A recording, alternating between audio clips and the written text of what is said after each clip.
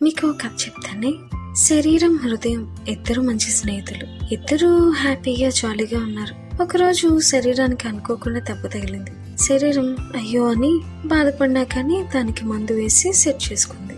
ఇదంతా హృదయం చూసి బాధపడింది. అయ్యో నా స్నేహితునికి దెబ్బ తగిలింది అని దానిని బాగు చేసుకోవటము చూసింది. ఆ దెబ్బ బాగైపోవడంతో హృదయం సంతోషించింది. కానీ అంతలోని ఆలోచనలో పడింది, ఒకవేళ నాకు దెబ్బ తగిలితే పరిస్థితి ఏంటి అని బాగు చేసుకోవడం ఎలా అని అనుకుంది. సడన్ గా తనని తాను ఒకసారి చూసుకుంది. దానికి తెలియకుండానే ఎన్నో గాయాలు దాని మీద కనిపించాయి.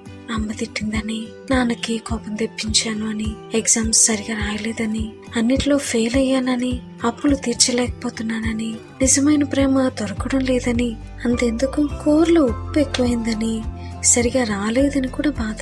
ఇంకా లోపల ఎవ్వరికీ చెప్పుకోలేనివి అలానే మౌనంగా భరించిన బాధ. ఎంత ఫైట్ చేసినా గెలవలేదని బాధ. ఇలా ఎన్నో దానికి గాయాలయ్యాయి. శరీరం అదేం పట్టించుకోలేదు. స్నేహితుడన్న మాటే కానీ తనని పట్టించుకోలేదు. కూర్చుని ఏడ్చింది పాపం. ఏం చేయాలో తెలియలేదు, ఎలా బాగు చేసుకోవాలో తెలియట్లేదు. ఏడుస్తూ ఉంటే ఇంతలో దేవుని స్వరం అనిపించింది దానికి. ఏమనంటే, నీ గాయాలు మానేలా చేస్తాను అని తనని తాను దేవునికి ఇచ్చింది. దాన్ని పూర్తిగా బాగు చేసి కొత్తదిగా చేసి జాగ్రత్తగా అమర్చాడు దేవుడు. అప్పటి నుండి ఆ హృదయానికి తెలిసింది, తనకి ఏ దెబ్బ తగిలినా బాగు చేసేవాడు ఉన్నారు, ఆ బాగు చేసేది దేవుడే అని తెలుసుకుంది. ఆ హృదయం ఎవరిదో కాదు, నీదే.